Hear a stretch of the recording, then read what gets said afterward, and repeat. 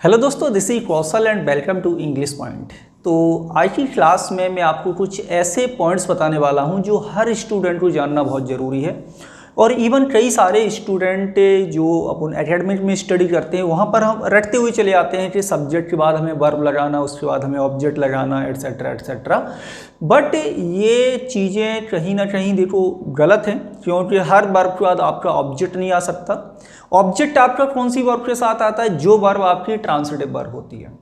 इन transitive verb के बाद आपका ऑब्जेक्ट नहीं आएगा। लेकिन बेसिकली हम लोग क्या सीखते हुए चले आते हैं कि कोई भी सेंटेंस हम बनाते हैं, पहले सब्जेक्ट एस लिख दिया, फिर उसके बाद हमने लिखा एक्जुलरी वर्ब, हेल्पिंग वर्ब लिखते हैं, फिर हम उसके बाद लिखते हैं मेन वर्ब, उसके बाद हम लिखते हैं ऑब्जेक्ट, फिर लिख देते हैं other word, full stop etcetera जो भी है। तो कहीं ना कहीं आप वहाँ पर मिस्टेक कर रहे हैं, क्योंकि इस तरह से आपकी इंग्लिश ग्रामर में बहुत सारे पॉइंट्स वीक हो जाते हैं एकेडमिक स्टडी करते समय कई सारे विद्यार्थियों के। तो उसी को मैं आज यहाँ पर आपको इम्प्रूव कराऊंगा और मैं आज आपको बताऊंगा कि आप किस तरह से इन चीज़ों को बहुत ही आसानी से समझ सकते हैं। तो सबसे पहले मैं यहाँ पर आपको इंट्रांसिटिव वर्ब के बारे में बता रहा हूँ। तो बेसिकली ट्रांसिटिव और इंट्रांसिटिव वर्ब क्या होती है?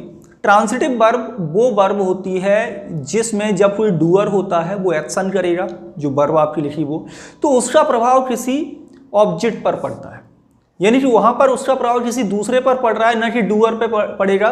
तो फिर वो वर्ब आपकी ट्रांसिटिव वर्ब होगी, यानी कि उसके बाद आपको ऑब्जेक्ट लगाना। जैसे मैं रहूँ कि ही किल्ड, उसने मारा, तो उसने किसे मारा? अब सेल्फ तो नहीं है, प्रभाव किसी दूसरे पे पड़ा है, तो वहाँ पर हमें कंपलसरी एक ऑब्जेक्ट लगाना पड़ेगा। तो इस तरह से हम समझते हैं कि जो किल वर्ब है वो आपकी ट्रांसिटिव वर्ब है। बेसिकली जो इंट्रांसिटिव वर्ब होती है उनके बाद भी कोई ना कोई फ्रेज वगैरह आपका लगा हुआ मिलेगा, नाउन, प्रोनाउन, फ्रेज, जो कुछ भी आपको लगे मिल जाएंगे। लेकिन आप वहाँ पे ये नहीं कह सकते कि ये जो वर्ड है वर्ब के बाद, इंट्रांसिटिव वर्ब के बाद, वो आपका ऑब्जेक्ट है। तो सबसे पहले यहाँ पर देखो हम स्टार्ट कर रहे हैं वर्ब पैटर्न। बहुत ही वंडरफुल चैप्टर है और मैं समझता हूँ कि बहुत ही कम लोगों ने ये सारी चीज़ें वर्ब पैटर्न पढ़ा होगा। वर्ब पैटर्न में सबसे पहले हमने पैटर्न 1 लिया है। इसमें हम सबसे पहले देखेंगे सब्जेक्ट के बाद आपको बी वर्ब लगाना। कई सारे स्ट्रक्चर बनते हैं जब हम सब्जेक्ट के बाद बी वर्ब लगाते हैं। बी वर्ब क्या होती है? तो बी वर्ब की बात करें तो बी वर्ब का मतलब होता है is, am, are, was and were, ठीक है ना। यानी बी वर्ब इंग्लिश में आपकी 5 तरह की होती हैं। बी वर्ब इंग्लिश में आपकी 5 तरह की होती हैं, जो कि आपकी नॉर्मली अब यहाँ पर बी वर्ब आपकी एज ए मेन वर्ब के रूप में यूज होगी, ठीक है। अब सब्जेक्ट के बाद बी वर्ब, यानी कि ये मेन वर्ब, और इसके बाद ये ऑब्जेक्ट नहीं, हम आप इसे ऑब्जेक्ट नहीं बोल सकते, क्योंकि बी वर्ब जो आपकी सब्जेक्ट में आएगी, मतलब is, are, am, was and were, तो ये बी वर्ब क्या होगी? आपकी इंट्रांसिटिव वर्ब होगी। कैसी वर्ब होगी? Verb intransitive. इंट्रांसिटिव वर्ब होगी बी वर्ब, ना कि ट्रांसिटिव। तो हम इसे ऑब्जेक्ट नहीं बोलेंगे। अब कंप्लीमेंट क्या होता है? कंप्लीमेंट को हिंदी में कहते हैं हम पूरक। कंप्लीमेंट को हिंदी में क्या कहते हैं? पूरक। यानी कि कंप्लीमेंट का काम होता है कि जो वर्ब का सेंस कंप्लीट नहीं हो रहा है उसके अर्थ को हम पूरा कर दें। उसके अर्थ को ही पूरा करने के लिए हम कंप्लीमेंट या एडजेंट का प्रयोग करते हैं। जैसे मैं यदि ऐसे कहूँ कि आई एम, अब यहाँ पर आई आपका हो गया सब्जेक्ट, एम हो रही आपकी बी वर्ब, ठीक है। तो सब्जेक्ट और वर्ब लगा के क्या इस सेंटेंस का अर्थ पूरा हुआ? नहीं हुआ ना। तो बस यही मैं हूँ क्या कोई सेंटेंस है? नहीं है ना, गलत है। तो अब हमें इस सेंटेंस के अर्थ को पूरा करने के लिए क्या करना पड़ेगा? एक कंप्लीमेंट का यूज करना पड़ेगा। अब मैं यहाँ पर लिखूँ आई एम अ टीचर, तो अ टीचर आप ये नहीं कहोगे कि ये आपका ऑब्जेक्ट हो गया, सब्जेक्ट वर्ब और ये ऑब्जेक्ट हो गया, गलत हो जाएगा, क्योंकि अ टीचर आपका यहाँ पर ऑब्जेक्ट नहीं है, ये आपका कंप्लीमेंट है, क्योंकि बी वर्ब के बाद कंप्लीमेंट के यूज किए जाते हैं और कई सारी परीक्षाओं में तो आते हैं, अंडरलाइन करके पूछ लिया जाता है कि ये क्या है, ठीक है। तो इसी तरह से अब यहाँ पर हम टेबल 1 में सबसे पहले देखें, टेबल 1 पैटर्न 1 में किस सब्जेक्ट के बाद आप बी वर्ब लगाएंगे, फिर आप नाउन या प्रोनाउन का यूज कर सकते हो। भाई सेंटेंस में क्या यूज कर सकते हैं? कोई भी नाउन या प्रोनाउन का प्रयोग हम सेंटेंस में कर सकते हैं। ये स्ट्रक्चर है। अब यहाँ भी देखो, आई आपका सब्जेक्ट, एम आपकी वर्ब, ठीक है। अ टीचर आपका क्या है? नाउन है। नाउन है कि नहीं? तो यानी हम नाउन का यूज कर सकते हैं। एग्जाम्पल भी देखें, दिस इज अ बुक, यह एक किताब है। दिस इज अ बुक, तो दिस आपका क्या है? सेंटेंस में सब्जेक्ट है। इज आपका क्या है, वर्ब है, लेकिन आप ये नहीं कह सकते कि अब वो आपका ऑब्जेक्ट है। अब वो क्या है, आपका एडजेंट बोल सकते हैं, या फिर आप ये कहेंगे कि अब वो आपका कंप्लीमेंट है। क्या है आपका, कंप्लीमेंट, ठीक है ना। अब वो आपका क्या है, कंप्लीमेंट है। जैसे his father is a lawyer, उसके पिताजी कौन है, एक लॉयर है, यानी एक वकील है।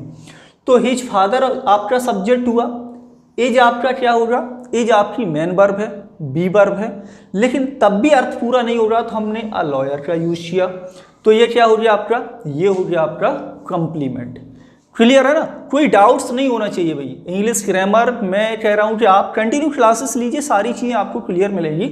तो his father is a lawyer, तो यहाँ पर अ लॉयर आपका है नाउन, लेकिन यदि हम ग्रामर के रूल के अकॉर्डिंग देखें तो subject verb and a lawyer आपका होगा कंप्लीमेंट। आ गया सीर इज बिलीविंग, सीर इज बिलीविंग। अब ऐसा नहीं है कि यदि किसी सेंटेंस में सब्जेक्ट में वर्ब में आईएनजी लगा है तो ये आपकी वर्ब है, नहीं। सीर आपका क्या है, सीर है आपका जीरंड। क्या है आपका, जीरंड है। अब भैया जीरंड क्या होता है, तो मैं आपको बता दूं कि जीरंड आपके नॉन फाइनाइट वर्ब में आते हैं। किसमें आते हैं, non finite verb. Non finite verb क्या होती है, नॉन फाइनाइट वर्ब आपकी तीन तरह की होती है। एक होती है आपकी इन्फिनेटिव वर्ब, एक होती है आपकी पास्ट पार्टिसिपल वर्ब, एक होती है आपकी जीरंड। ठीक है, जीरंड क्या होते हैं, जीरंड का मतलब है आपका वर्ब में आईएनजी। ठीक है, सेंटेंस में ये काम करेंगे नाउन का, यानी नाउन का काम करेगा। अब देखिए सी आपका सब्जेक्ट, सब्जेक्ट के लिए भी याद रखो कि जब भी कभी सेंटेंस में जो भी वर्ड लिखा है एज सब्जेक्ट के स्थान पर, इन प्लेस ऑफ सब्जेक्ट, तो वो आपका आइदर नाउन और मे बी प्रोनाउन, बस या तो नाउन होगा या प्रोनाउन होगा। अब आप कहोगे वर्ब को सब्जेक्ट बना दे, नहीं बनेगा, बन जाएगा लेकिन वो वर्ब तो एज ए नाउन का ही करेगा फिर वहां पर। ठीक है, अब आता है आपका इज, तो ये आपका सब्जेक्ट हो गया सी। इज क्या है, आपकी मेन वर्ब है। इज क्या है, मेन वर्ब। अब ये नहीं कहोगे कि ये आपका भाई प्रेजेंट प्रोग्रेसिव टेंस लिखा है, प्रेजेंट कंटिन्यूअस टेंस लिखा हुआ है, आप ये नहीं कह सकते, क्योंकि बिलीव इन क्या है, बिलीव इन भी आपका जीरंड है। बिलीव इन क्या है, बिलीव इन आपका जीरंड है, तो इसका मतलब ये हुआ कि हाँ ये आपका प्रोग्रेसिव में नहीं है और यहाँ पर ये नाउन का कार्य कर रहा है।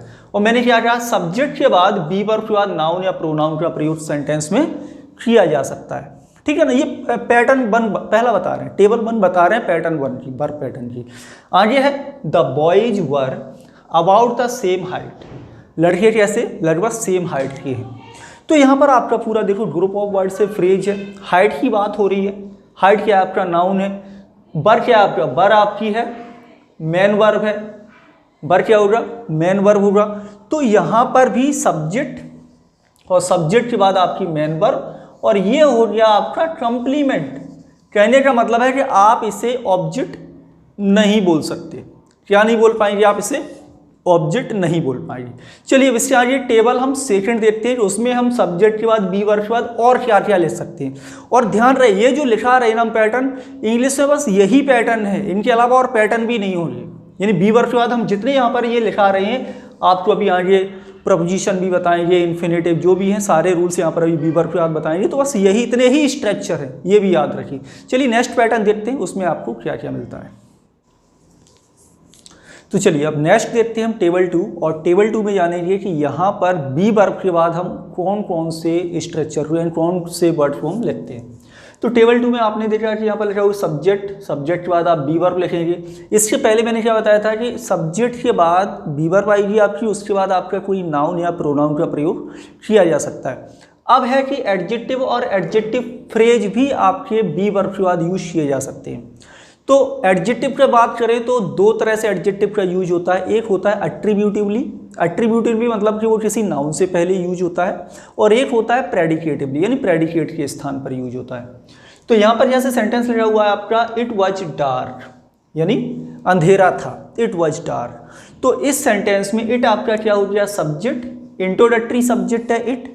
इसके बाद वॉज आपका क्या है, बी वर्ब है पास्ट में, और डार्क क्या है आपका, डार्क है आपका एडजेक्टिव। लेकिन डार्क, अब यहाँ पर ध्यान देना कि 4, 5, 6 एंड 7, 8 ये 5 सेंटेंस में जो एडजेक्टिव यूज हो रहे हैं ये आपके ओनली और ओनली प्रेडिकेटिवली यूज होते हैं, इनका यूज एट्रीब्यूटिवली नहीं किया जा सकता। लेकिन 1 से लेके 4 तक जो आपके सेंटेंस हैं इनका प्रयोग एट्रीब्यूटिवली एंड प्रेडिकेटिवली दोनों तरह से किया जा सकता है।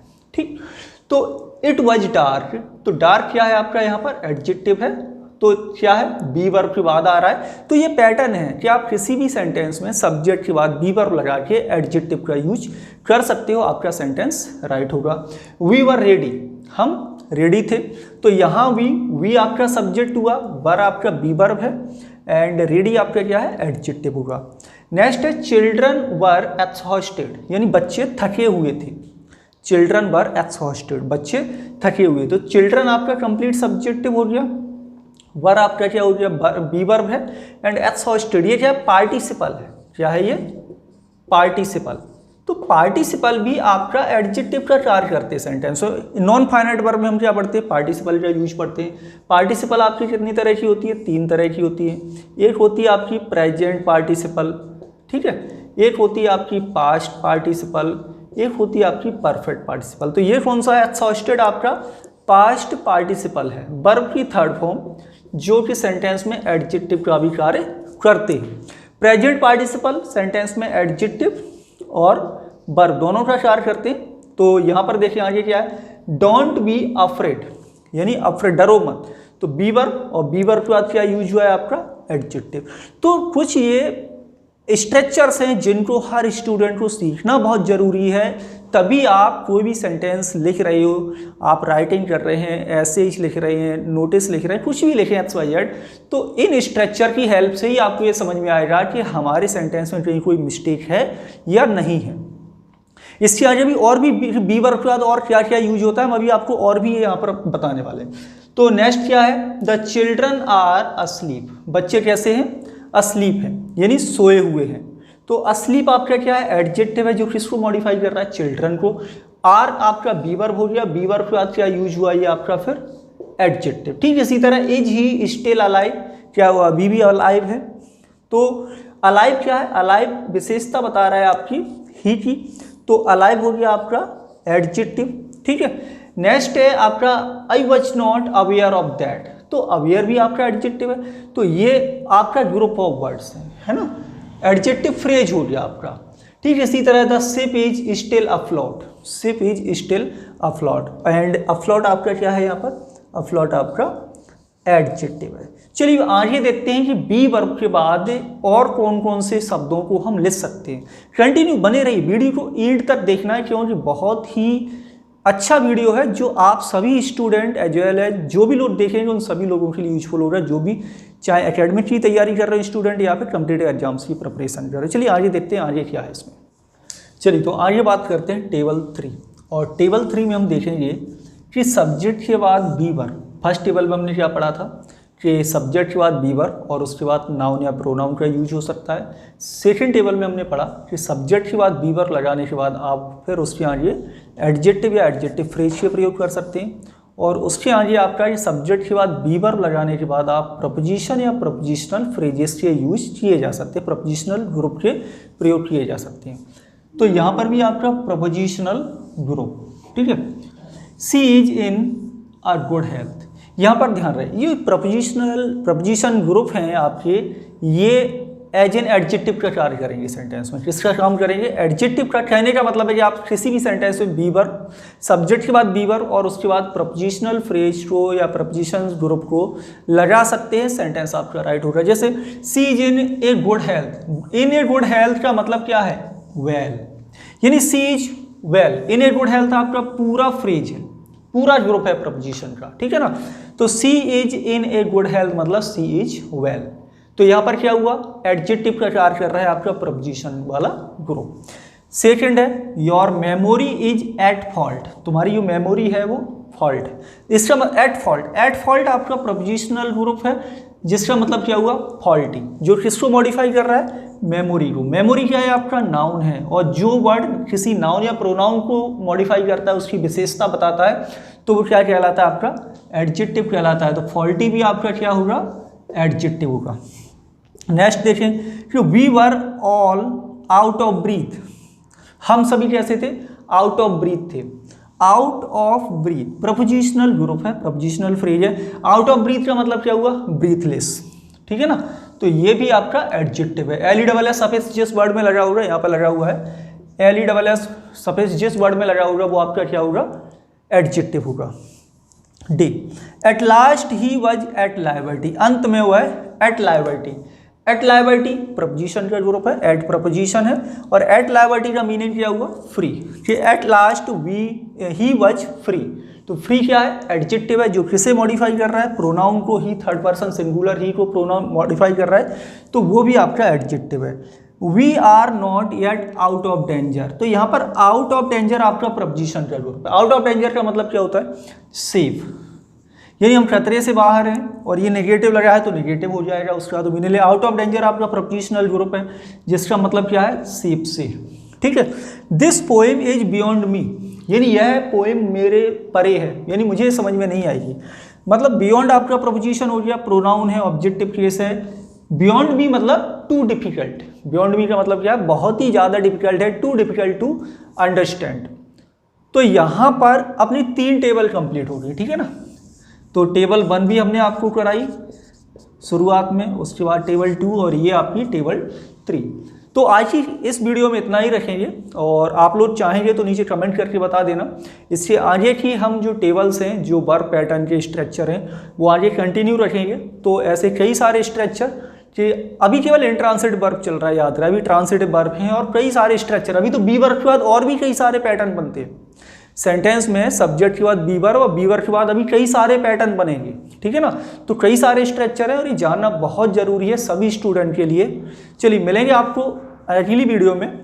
यदि ये वीडियो अच्छा लगे, क्लास अच्छा लगा हो तो इसे लाइक कर देना, चैनल को सब्सक्राइब जरूर कर लेना सभी लोग जो भी पहली बार आए हों, और जो अभी तक शेयर नहीं किया है तो शेयर कर दे, ठीक है ना। और कोई भी डाउट्स हो तो नीचे कमेंट के माध्यम से आप लोग पूछ सकते हैं, उनके रिप्लाई मैं जरूर दूंगा। Thank you for watching.